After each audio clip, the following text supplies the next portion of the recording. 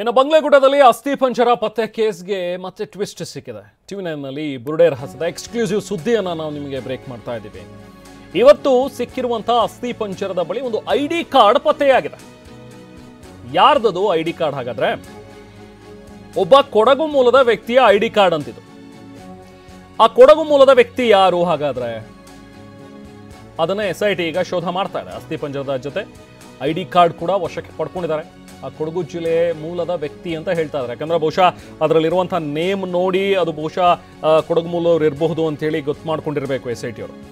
ಆ ರಹಸ್ಯ ಕೆದಕೋದಿಕ್ಕೆ ಈಗ SIT ಮುಂದಾಗಿದೆ. ಬಂಗ್ಲೆಗುಡ್ಡದಲ್ಲಿ ಅಸ್ಥಿಪಂಜರ ಏನು ಸಿಕ್ತಲ್ಲ ಅದ್ರ ಜೊತೆಗೇನೆ ಈ ಐಡಿ ಕಾರ್ಡ್ ಸಿಕ್ಕಿದೆ ಅಂತ ನೋಡಿ. ಅದರಲ್ಲಿ ಬುರುಡೆ ಸಿಕ್ಕಿರೋದು. ಆ ಬುರುಡೆಯನ್ನು ಕೂಡ ಒಂದು ಕಂಟೈನರ್ನಲ್ಲಿ ಹಾಕಿದ್ದಾರೆ. ಇನ್ನು ಕೆಲವೊಂದಷ್ಟು ಮೂಳೆಗಳು ಸಿಕ್ಕಿತು, ಅಸ್ಥಿಪಂಜರಕ್ಕೆ ಸೇರಿದಂಥ ಮೂಳೆಗಳು ನೋಡಿ. ಆ ಕಂಟೈನರ್ ಮೇಲೆ ಸ್ಕಲ್ ಅಂತಲೂ ಕೂಡ ಬರೆದಿರೋದನ್ನು ಗಮನಿಸ್ಬೋದು ನೀವು. ಅಂದರೆ ಮಾನವನ ಬುರುಡೆ, ಅದನ್ನು ಕೂಡ ಈಗ ವಶಕ್ಕೆ ಪಡ್ಕೊಂಡಿದ್ರೆ. ಅದ್ರ ಜೊತೆಗೆ ಒಂದು ಐಡಿ ಕಾರ್ಡ್ ಸಿಕ್ಕಿದೆ. ಇದು ಕೊಡಗು ಮೂಲದ ಒಬ್ಬ ವ್ಯಕ್ತಿಯ ಐಡಿ ಕಾರ್ಡ್ ಅನ್ನುವಂಥದ್ದನ್ನು ಹೇಳ್ತಾ ಇದ್ದಾರೆ. ಯಾರ್ದದು ಐಡಿ ಕಾರ್ಡ್ ಅನ್ನುವಂಥದ್ರ ಬಗ್ಗೆನೂ ಕೂಡ ಡೀಟೇಲ್ಸ್ ಲಭ್ಯವಾಗಿದೆ. ಟಿವಿ9ನಲ್ಲಿ ಆ ಎಕ್ಸ್ಕ್ಲೂಸಿವ್ ವಿಚಾರವನ್ನು ನಿಮ್ಮ ಮುಂದೆ ಇಡ್ತಾ ಇದ್ದೀವಿ ನೋಡಿ. ಆ ಗುರುತಿನ ಚೀಟಿಯಲ್ಲಿರೋ ವ್ಯಕ್ತಿಯ ಮಾಹಿತಿ ಕೆಲವೊಂದಷ್ಟು ಸಿಕ್ಕಿದೆ. ಇದು ಅಯ್ಯಪ್ಪ ಅನ್ನೋರ ಗುರುತಿನ ಚೀಟಿ ಅಂತ.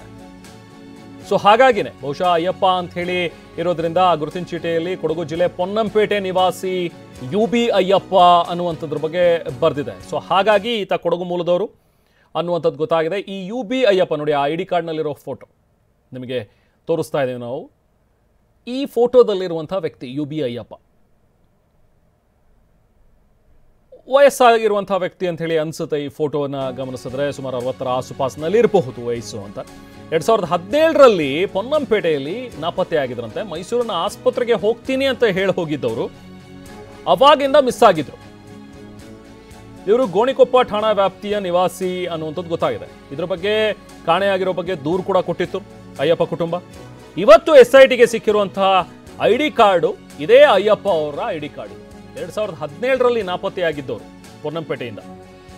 ಅದಾದ ನಂತರ ಈಗ ಗೊತ್ತಾಗ್ತಾ ಇದೆ ಅಲ್ಲಿ ಐಡಿ ಕಾರ್ಡ್ ಸಿಕ್ಕಿದೆ. ಸೊ ಹಾಗಾಗಿ ಬಹುಶಃ ಆ ಅಸ್ಥಿಪಂಜರ ಕೂಡ ಅಥವಾ ಆ ಮೂಳೆಗಳು, ಆ ತಲೆಬುರುಡೆ ಅದು ಅಯ್ಯಪ್ಪ ಅವರದ್ದೇ ಇರಬಹುದಾ ಅನ್ನುವಂಥದ್ರ ಬಗ್ಗೆನೂ ಕೂಡ ಚರ್ಚೆಗಳು ನಡೀತಾ ಇದೆ. ಬನ್ನಿ, ನಮ್ಮ ಪ್ರತಿನಿಧಿ ಪೃಥ್ವಿರಾಜ್ ನಮ್ಮ ಜೊತೆಗೆ ಜಾಯ್ನ್ ಆಗಿದ್ದಾರೆ. ಮತ್ತಷ್ಟು ಡೀಟೇಲ್ಸ್ ಪಡೆಯೋಣ. ಪೃಥ್ವಿರಾಜ್, ಇವತ್ತು ಪತ್ತೆಯಾದಂಥ ಈ ಐಡಿ ಕಾರ್ಡ್ ಅದ್ರ ಬಗ್ಗೆನೂ ಕೂಡ ಈಗಾಗಲೇ ಡೀಟೇಲ್ಸ್ ಸಿಕ್ಕಿದೆ. 2017ರಲ್ಲಿ ಇವರು ಏನು ನಾಪತ್ತೆಯಾಗಿದ್ರು, ಈಗ ಆ ಐಡಿ ಕಾರ್ಡ್ ಸಿಕ್ಕಿರೋದು ಬಹುಶಃ ಆ ತಲೆಬುರುಡೆ ಮತ್ತು ಅಲ್ಲಿ ಸಿಕ್ಕಿರುವಂಥ ಮೂಳೆಗಳು, ಅಸ್ಥಿಪಂಜರ ಕೂಡ ಇವ್ರದೇ ಆಗಿರಬಹುದು ಅನ್ನುವಂಥ ಅನುಮಾನಗಳಿರಬಹುದು ಅಂತ ಅನ್ಸುತ್ತೆ. ಶೋಧ ಕಾರ್ಯ ಎಲ್ಲಿವರೆಗೆ ಬಂತು? ಇನ್ನೂ ಕೂಡ ಮುಂದುವರಿಯುವಂಥ ಒಂದು ಲಕ್ಷಣಗಳಿದೆಯಾ? ಮತ್ತಷ್ಟು ಡೀಟೇಲ್ಸ್ ಸದ್ಯಕ್ಕೆ ಸ್ಥಳದಿಂದ ಏನು ಸಿಗ್ತಾ ಇದೆ ಪೃಥ್ವಿರಾಜ್? ರೆಹಮಾನ್, ಬಂಗ್ಲೆಗುಡ್ಡೆಯಲ್ಲಿ ಇವತ್ತಿನ 2ನೇ ದಿನದ ಕಾರ್ಯಾಚರಣೆ ಕಂಪ್ಲೀಟ್ ಮುಕ್ತಾಯ ಆಗಿದೆ. ನಿನ್ನೆ ಇವತ್ತು 2 ದಿನಗಳ ಕಾರ್ಯಾಚರಣೆಯನ್ನು ಮಾಡಿದ್ರು. ಇವತ್ತಿಗೆ ಈ ಕಾರ್ಯಾಚರಣೆ ಮುಕ್ತಾಯಗೊಂಡಿದ್ದಂಥದ್ದು. ನಿನ್ನೆ 5 ತಲೆಬುರುಡೆಗಳು ಮತ್ತು ಆ ಒಂದು ಅಸ್ಥಿಪಂಜರದ ಬಹುತೇಕ ಮೂಳೆಗಳು ಸಿಕ್ಕಿತ್ತು, ಭಾಗಶಃ ಮೂಳೆಗಳು. ಸೊ ಇವತ್ತು 2 ಮೂಳೆ ಮತ್ತು ಭಾಗಶಃ ಅಸ್ಥಿಪಂಜರದ ಮೂಳೆಗಳು ಇವತ್ತು ಸಿಕ್ಕಿರುವಂಥದ್ದು. ಇವತ್ತು 2 ಮೂಳೆ ಏನು ಸಿಕ್ತು ಅಲ್ಲಿ ಒಂದು ಐಡಿ ಕಾರ್ಡ್ ಕೂಡ ಪತ್ತೆಯಾಗಿದ್ದಂಥದ್ದು. ಅಂದರೆ ಮೇಲ್ಭಾಗದಲ್ಲಿ SIT ಆ ಒಂದು ತಲೆಬುರುಡೆಯನ್ನೆಲ್ಲವನ್ನು ಕಲೆಕ್ಟ್ ಮಾಡುವಂಥ ಸಂದರ್ಭದಲ್ಲಿ ಆ ಮೂಳೆಗಳ ಪಕ್ಕದಲ್ಲೇ ಒಂದು ಐಡಿ ಕಾರ್ಡ್ ಸಿಕ್ಕಿದ್ದಂಥದ್ದು. ಆ ಐಡಿ ಕಾರ್ಡ್ನಲ್ಲಿ ಏನು ಆ UB ಅಯ್ಯಪ್ಪ ಅಂತ ಹೇಳಿ ಅವರು ಕೊಡಗು ಮೂಲದವರು ಅಂತ ಹೇಳಿ ಆ ಐಡಿ ಕಾರ್ಡ್ನಲ್ಲಿ ಪತ್ತೆಯಾಗಿತ್ತು. ಈಗ ಆ ಒಂದು ಕೊಡಗು ಮೂಲ ಏನಂತ ಹೇಳಿದರೆ ಕೊಡಗು ಜಿಲ್ಲೆ ಪೊನ್ನಂಪೇಟೆ ತಾಲೂಕಿನ ಏನು ಆ ಒಂದು ಶೆಟ್ಟಿಹಳ್ಳಿ ಅಂತ ಏನು ಆ ಒಂದು ಶೆಟ್ಟಿಗೇರಿ ಅಂತ ಏನು ಒಂದು ಗ್ರಾಮ ಇತ್ತು, ಆ ಶೆಟ್ಟಿಗೇರಿ ಗ್ರಾಮದ ನಿವಾಸಿಯಾಗಿರುವಂತಹ UB ಅಯ್ಯಪ್ಪ ಅನ್ನೋರ ಐಡಿ ಕಾರ್ಡಲ್ಲಿ ಸಿಕ್ಕಿದ್ದಂಥದ್ದು. ಸೊ ಆ ಒಂದು ಸಂದರ್ಭದಲ್ಲಿ ಅಂದರೆ ಆ ಒಂದು ಮನೆಯವ್ರನ್ನ ಐಡಿ ಕಾರ್ಡ್ ಸಿಕ್ಕಂಥ ವಿಚಾರ ಟಿವಿ9ಗೂ ಕೂಡ ತಿಳಿದು ಬಂದಿತ್ತು. ಆ ಒಂದು ಮನೆಯವ್ರನ್ನ ಸಂಪರ್ಕ ಮಾಡಿದಂಥ ಸಂದರ್ಭದಲ್ಲಿ ಸಿಕ್ಕಂಥ ಮಾಹಿತಿ ಏನಂತ ಹೇಳಿದರೆ ಆ ಒಂದು UB ಅಯ್ಯಪ್ಪ ಅನ್ನೋರು 2017ರಲ್ಲಿ ಪೊನ್ನಂಪೇಟೆಯಿಂದ ಕಾಣೆಯಾಗಿದ್ದಂಥದ್ದು. ಅಂದರೆ ಪೊನ್ನಂಪೇಟೆಯಿಂದ ಅವರು ಮೈಸೂರಿಗೆ ಆಸ್ಪತ್ರೆಗೆ ಹೋಗ್ತೀವಿ ಅಂತ ಹೇಳಿ ಅವರು ಹೋಗಿದ್ರು.